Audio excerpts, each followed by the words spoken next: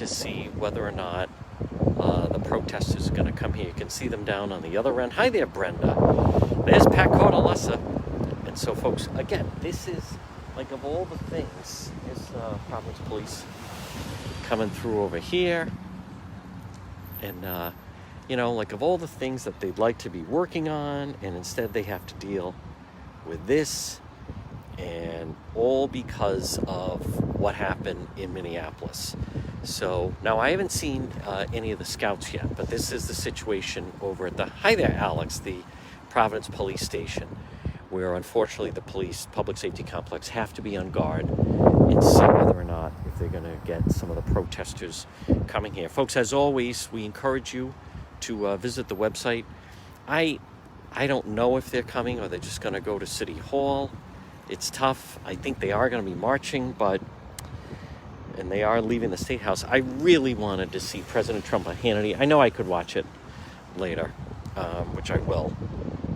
But if they don't come here, then maybe we'll take a ride into the city. So, hi there, Robin. Justice for Adam. You know, he was a 13-year-old boy, and I feel terrible what happened to that boy. However, where were the parents? It was 3 o'clock in the morning.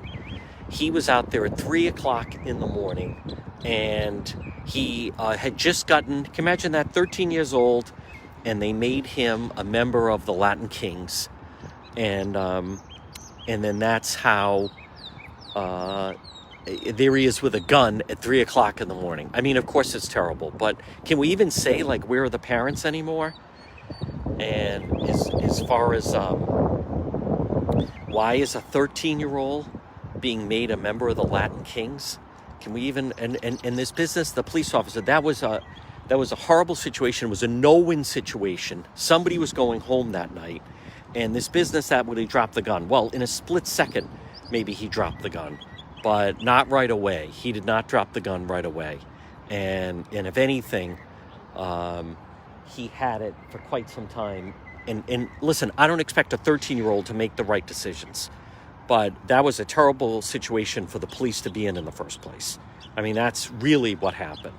So, yeah, 13-year-old with a 21-year-old.